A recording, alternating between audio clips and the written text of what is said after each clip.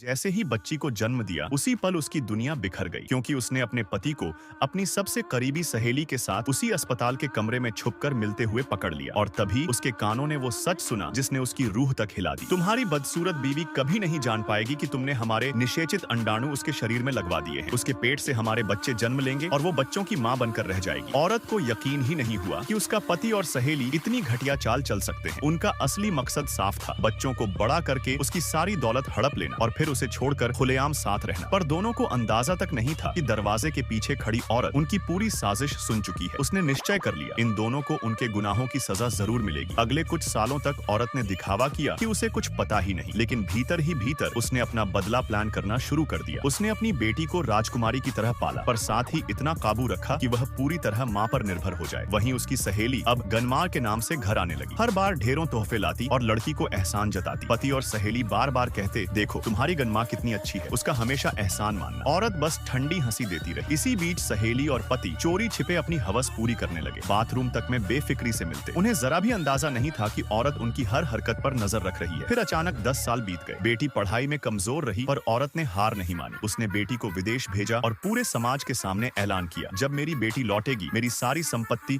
और शेयर उसी के नाम होंगे। यह सुनकर सहेली की चालाक मुस्कान और चौड़ी हो गई। वह सोचने लगी कि अब सालों की मेहनत रंग लाई। पर औरत ने जो जाल बिछाया था वह धीरे धीरे कसा जा रहा था। 3 साल बाद बेटी लौट आई। औरत ने प्रेस कॉन्फ्रेंस बुलाई और सबके सामने अपनी संपत्ति बेटी को सौंप दी। इतना सुनते ही सहेली हाथ में डीएनए रिपोर्ट लेकर चिल्लाई, ये लड़की असल में मेरी बेटी है, मैंने बस उसका पेट उधार लिया था। लेकिन असली झटका तब लगा जब बेटी ने खुद ऐलान किया, मैं अपनी असली माँ के पास ही जाऊंगी। और उसने औरत के हाथ में सिर्फ 200 रुपए रख दिए। ये रहा तेरे पालन पोषण का दाम। यह सुनकर वहाँ मौजूद वकील से रहा नहीं गया। उसने कहा, मैं एक बाहरी होकर भी यह अन्याय बर्दाश्त नहीं कर सकता। मैं तुम्हें संपत्ति वापस दिलवाऊंगा और कोर्ट तक ले जाऊंगा। औरत ने तुरंत तलाक पर हस्ताक्षर किए और पीछे मुड़े बिना निकल गई। लेकिन किसी को नहीं पता था कि 20 साल पहले से ही औरत ने एक राज दफन कर रखा था, जो अब उसकी बेटी की शादी में उजागर होने वाला था। शादी के दिन जब सब बड़े बड़े मेहमान इकट्ठा हुए, औरत अचानक सामने आई और बोली, आज मेरी बेटी की शादी है, यहाँ सिर्फ अमीर और सम्मानित लोग आएंगे। तुम जैसे घटिया लोग यहाँ घुसने की हिम्मत मत करना। भीड़ भी चिल्लाने लगी, बिल्कुल सही कहा, ये औरत नकली निमंत्रण पत्र लेकर आई है, जल्दी से इसे बाहर निकालो वरना शादी की इज्जत मिट्टी में मिल जाएगी। भीड़ की नजरें गुस्से से भड़क उठी और सब समझ गए, असली खेल अब शुरू होने वाला है।